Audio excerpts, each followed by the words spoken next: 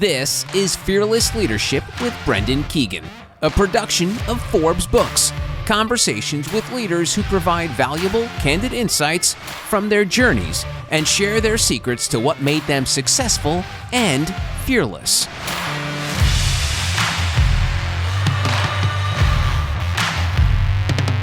This week's Fearless Leader is Jenn Lim. She is the best-selling author of Beyond Happiness, How Authentic Leaders Prioritize Purpose in People for Growth and Impact. She's also the CEO of Delivering Happiness, a company built to create happier company cultures for a more profitable and sustainable approach to business. Jenn, welcome to the podcast today. Thank you so much, Brendan. So Jenn, you've been making fearless decisions your entire adult life. Can you take us back to your days at Cal Berkeley when you were a pre-med student? Yeah, I would have to say, though, I still been making some fearful decisions in my adult life. I think that maybe less fear than before, but I kind of believe fear sometimes can be good in experiencing life. But yeah, I mean, back to the day, back at Cal, I mean, I was in a really different place because I was supposed to be, a doctor, a lawyer. I think a lot of people in your audience can kind of identify with that, what we were supposed to be in life. And that was, to me, at that time at least, that's how I was supposed to be successful. Get into good school, be a doctor, a lawyer, and as an Asian American, learn a variety of musical instruments. But back then, it just didn't feel right when I started studying pre-med. And what I ended up doing was just started exploring and found something called Asian American Studies that I just totally fell in love with and decided to major in it. And that's where the fear came in, because I was realizing I wasn't doing what I was supposed to do, what my parents wanted to be successful, quote unquote. And that's, I guess, when I reevaluated what successful means. And I decided to major, and actually that was the first time in reflection that I was doing what I wanted and not what's expected of me. So that was an eye-opening moment of what living a fearless life could be at that point. I love that. So you were kind of going down the path that you were supposed to and started to go down a path you thought that might fit you a little bit better. In fact, I believe after graduation, you were out looking for work and you were trying to find work, and you wound up getting a job at KPMG as a consultant and kind of rode that first wave of the internet. And interesting enough, I was out in Silicon Valley at that time as well, putting in the first voice over IP systems for a company that we partnered with Cisco. So can you kind of walk me through that first job? It was challenging finding work. You got a job at KPMG as a consultant, and can you just walk us through that a little bit? Yeah, I'm kind of glad that you shared that you were part of that wave too, because it was such a unique time, right? And I don't think it's ever really happened since then in that own way. So for me, I was really crapping and freaking out because I couldn't find a job because the Asian American Studies major, it was like my parents were totally right. I wasn't fulfilling what I thought I could. But luckily for me, the internet was born. And I started literally cold calling every company I could. And just so happened, one senior manager at KPMG picked up the phone randomly, who picks up phones? And she gave me a chance. And I don't know why, probably because she badly needed help. So that was my first entry into the .com world. I became an internet strategist, whatever that meant, because no one really knew what the internet was doing then. And the joke was, as long as you keep a page ahead of the client, you're fine. And that's when, that was just an amazing time of opportunity. I traveled the world. We were doing internet projects for every kind of company you can imagine. But I also saw a lot of things that were unhealthy about everything. People were spending crazy money that wasn't theirs. And so even though the high time was really high, it was kind of sad to see how money can change people. So I learned a lot after going through these amazing experiences around the world. But then what I also saw was pretty ugly too, especially when the .com busted. Yeah, I know. I had moved out there. I had gone from a Fortune 100 company. I was living in Dallas, and I moved out there. I think my mortgage went up by about 5 times. Now, my salary didn't, but, at that point in time, it was all about the stock options. I remember we raised about 180, 90 million, raised it at, pre-money of over $1 billion. And 2 years later, we were worth a couple hundred million. So you saw the rise and the fall maybe just as quick. Very interesting times, and I'm sure it's molded you like it's molded me for the rest of my career, with seeing things that you don't want to see again and seeing things that you do want to see again. So, hey, let's jump to that next chapter, the early days of delivering happiness. It was after the internet bubble popped, and you kind of went through some challenging times professionally and personally, didn't you? Yeah, that was, it probably happened to everyone, and in some weird way, actually, going through 2020 to now reminded me a lot of those times. Because after getting spit out of the bubble, getting laid off, I felt like a total failure. And it was not necessarily because I got fired, but it was because I thought the money, title, status that I was so focused on meant so much. But after that happened, it didn't. And it was a series of things that happened, as you mentioned, professionally and personally. So getting laid off, 9/11 happened. The third thing was the biggest whammy, was finding out my dad had stage 3 colon cancer, and all within about a year.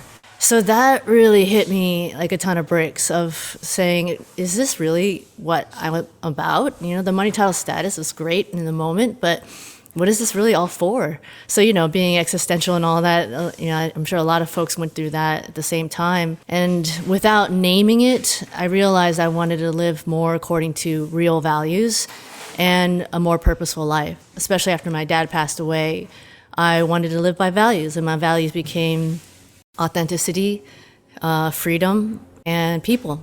I wanted to be and interact with people and within myself in a way that I would never look back with regret. So that was a big shift towards the beginning of delivering happiness without me knowing it at that time. Well, this might make you feel better, but going back to those times, you're bringing up some memories for me. I remember having this gorgeous house in Los Altos right over near the country club. A year later, having to sell the house because I couldn't afford the mortgage anymore. Kind of had looked at where the internet was going and where our stock was going and then where it went. So, as I said, lots of lessons are in that time. And a lot of times I look back thankful because at the time I was younger. So learning those at an earlier age really kind of cemented, some of the values, stay, as you said, authentic, and don't get ahead of yourself. So now let's talk about delivering happiness.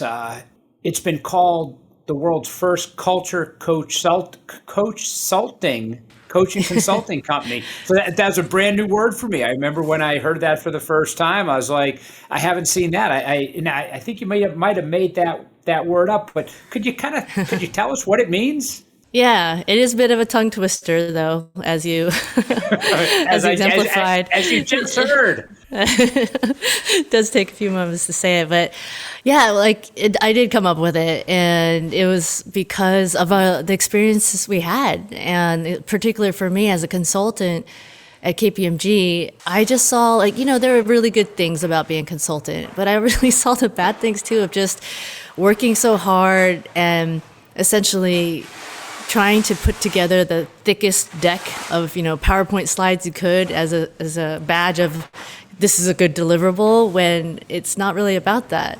And so I felt like there was a huge gap of selling a project, trying to put the thickest deliverable on their table and leaving. And that just didn't feel right because it's kind of telling them what to do and not really asking and co-creating what can be done, especially for the execution part, because what good is, words on a PowerPoint deck if it's just going to be sitting there collecting dust. So that's why I really wanted to evolve what a consultant does, and that's when I came up with Coach Consulting, because part of this, especially now I feel, is that it's not just say, this is the data, this is why it works, you should do this. It's really understanding from a coaching perspective how we can bring everyone along to understand the why behind it, but also most importantly, the how of how it can be done. So that's how we got to this point of being Coach Consultants. I love it. Every week, the company I lead, I send out a letter to them, a note to them on Monday mornings in this week, and it's called Fearlessly Up. And in this week, I talked about coaching employees up, and how do you take the time to coach somebody, and how it's different than leading and managing. So this really resonates with me, and I just think the coaching aspect is so important. I love that. I love what you're doing. Yeah, it's interesting, and sometimes I get a couple people that send something back. Sometimes I get a whole bunch. This is one where I heard from a number of employees that I don't normally hear from that really said, I enjoy the coaching because I talk about coaching in small bite-sized pieces versus the big leading and mentoring and such, and a lot of people had a positive reaction to it. But what I find interesting when I kind of look at your background, which I'm fascinated with, by the way, is that you've been working in the culture space since the early 2000s, and that's before people were talking about the culture space. There wasn't a culture space. You were the space. But now when you talk culture, everybody has a sense of it. What's your company culture like? What are you doing to improve your culture? But what was it like conveying the culture message back in the early 2000s?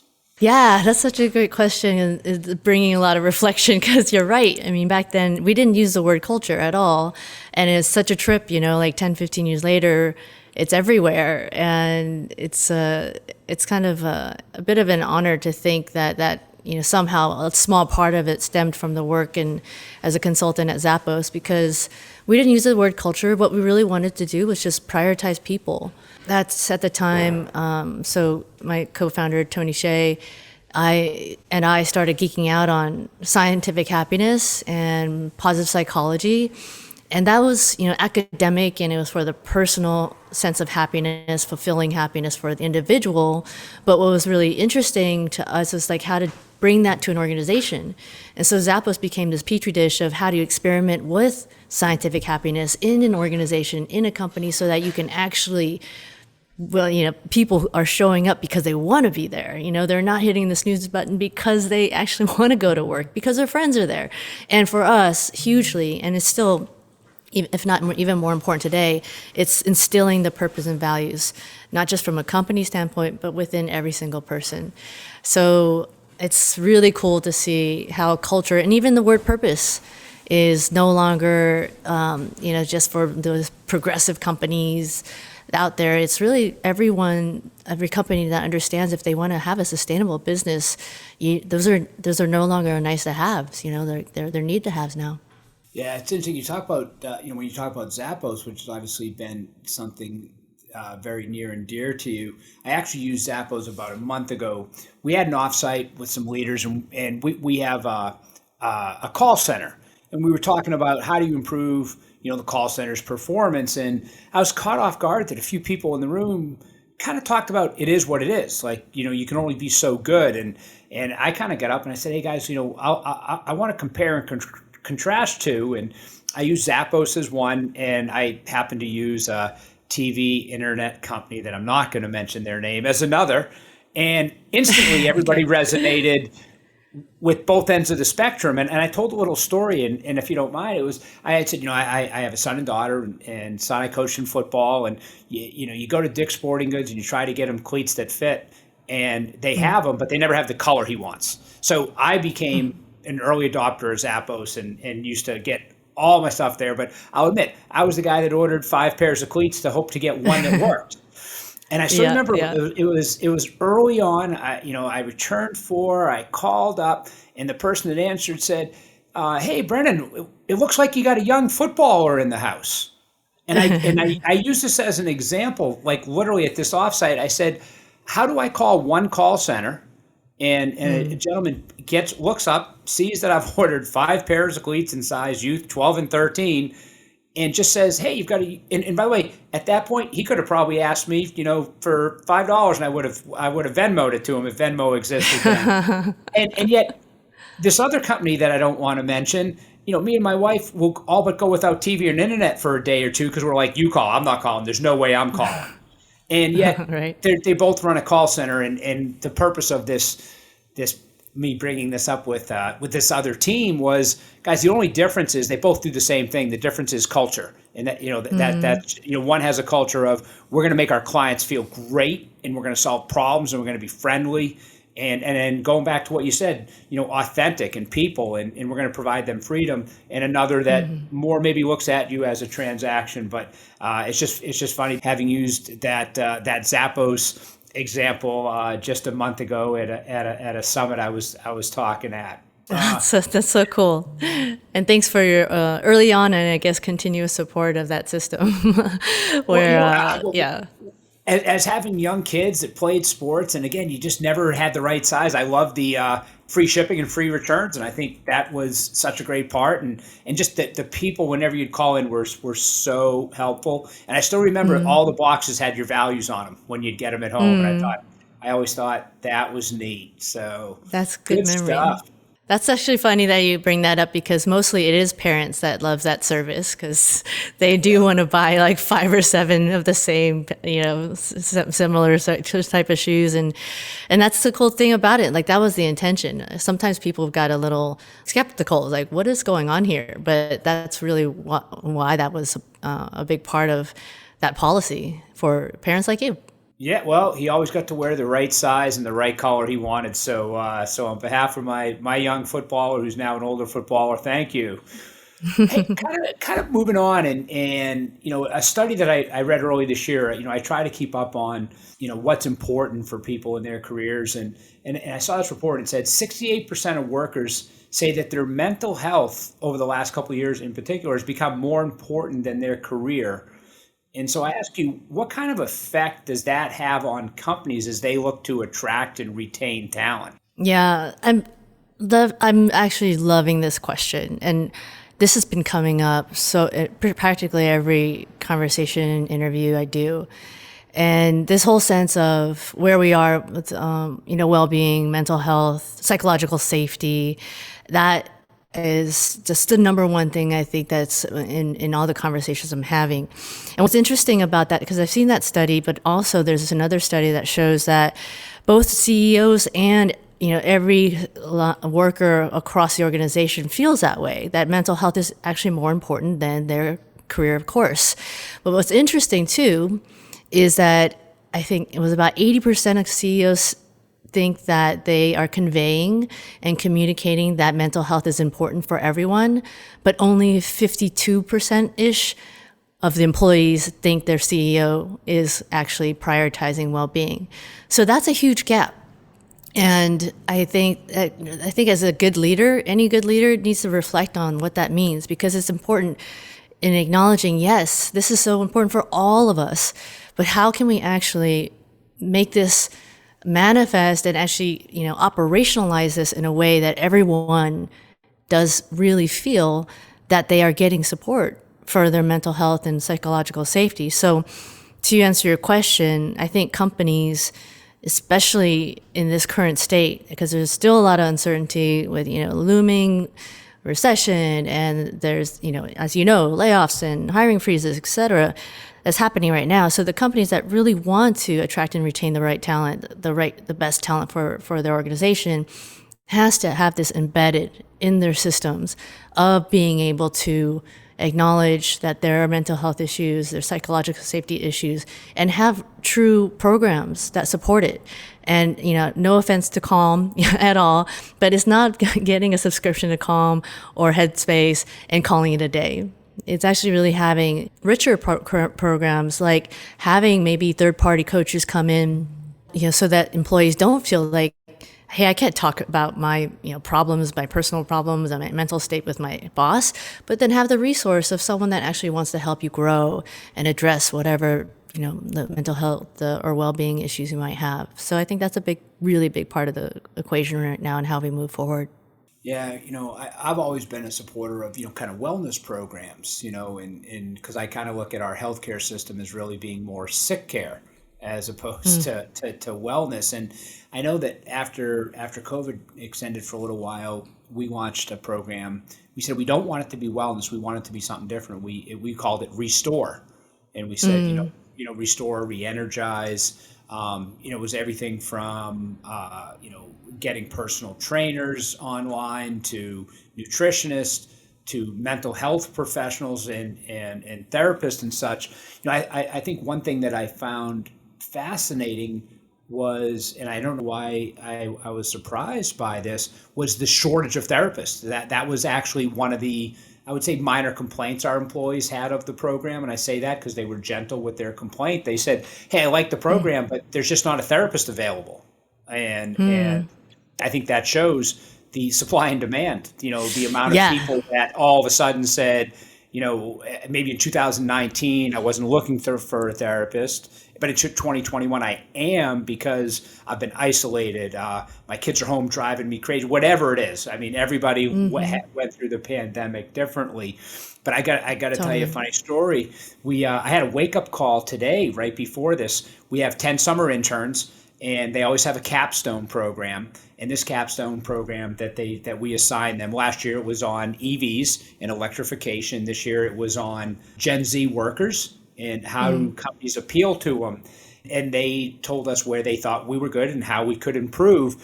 And they talked about benefits. And we have, I think, significantly above market benefits. And they said particular benefit, well, they actually said two. They said sports reimbursements. Okay, so that was a little Gen Z. I said, okay, you want me to pay for your recreation sports teams? That's under our wellness program. But they talked about mental health. And I found it fascinating for two reasons. When I was 21 and a junior in college, I would not have stood up in front of an executives at an intern saying, I think you need to offer mental health benefits. I personally, I think at that time it would have been perceived as weak, honestly. And so it says how far as a society we've come along. And then I was also fascinated, how they really feel that that's important to attracting and retaining them. And, by the way, they didn't talk about, give us big base salaries. I think they think that's assumed. They didn't talk to us about 401k. They didn't talk to us about maternity or paternity leave. They talked to us about, a couple that we didn't have and what I found also interesting, their view is that we didn't have sports reimbursement and we didn't have mental health. So I'm going to be hooking up with my head of HR and asking did they perceive our Restore program not being mental health? And maybe we got too marketing oriented by calling it Restore. Maybe we should just call it our mental health program. Maybe that's my takeaway. Maybe I'm figuring it out live with you. That's so cool though. But I mean, no matter what you call it, the fact is you're doing something about it, which is awesome. And as you were talking, it made me think about the days, in the .com days, as an example, like we could never use words like love or care, in the workplace. We would get funny looks, right? And now it's just like expected for leaders, especially for younger gens, to have that sense of vulnerability, to have that sense of real emotions, and to be able to do that, and for people to, at any age these days, should feel comfortable to bringing up these words. It's like really encouraging. And what I also love about what you're doing is that you're just testing, you're exploring. And I think that's what more organizations should do, in a way that is very specific about wanting to embrace the whole person. So it might not be just mental health. It could be mental health. It could be emotional. It could be relational. It could be financial. I mean, PayPal has this great program that really wanted to address the fact that a huge percentage of their employees could not basically barely survive on their daily, their paychecks. And so they really shifted that around and made some big changes and reinvestment in their people. So the fact that we can look at people more holistically, because it's not just about one aspect or, characteristic or quality or problem they have, holistically with mental, emotional, relational, financial, and of course purposeful, I think that's what's been most promising from what I've seen in the last 2.5 years of a lot of challenge that we've gone through. Yeah, that's great. So sticking with the delivering happiness, your company, just give myself and our listeners a little idea of how many employees, where are you located, what are you doing? Just give us a little bit more on the company. Yeah, so we started back in 2010, after the book launched, and started doing more of the coach consulting thing after we refined ourselves as a startup a little bit. And we've always been remote since day one. So, for us, in some ways, luckily, that wasn't a huge change for us. And we've always, wanted to be free form, I wouldn't say always wanted to be self-organized, but essentially the way we're organized is really about self-management, and that happened probably around 7 years ago after I had to reset the company from an organizational standpoint. And the intention of that was to really adopt what it means to have a sense of, these values of, what we say in being true to your weird self. And that's our number one value. So how do you do this in an organizational setting? And that's when we launched something called H2O, which people have more flexibility of not just their time, but where to spend it, their roles. They could go from, from one end of the company to the other. So now, fast forward 12 years later, sometimes can't believe, and you just shake my head, that we're truly global. We have partners so we have DH Egypt, DH Vietnam, and now we're talking to even more like down Hong Kong, Costa Rica, and so on and so forth. And that just really blows my mind in terms of how we have been able to show how these frameworks and these concepts are truly universal, because it's based on science and because it really is about adapting to the time of the challenges that come up and how true sustainable happiness can be embedded. We're structured in a way that there's a lot of people on the so-called bench, so not tons of employees to say, but more partnerships and contractors. And I think we have, things have changed a lot in the last 2 years, but probably around 60, 70 of these DHers that are either certified or part of the company that's local in the region.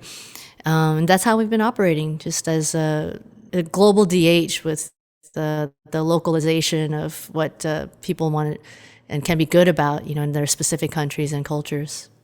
So now this past year, just actually less than a year, you published your latest book, Beyond Happiness. And it's really a guide to helping people find their greater purpose in their life, their career. So how would you frame your purpose? What's your purpose, and has it evolved over the years? Yeah,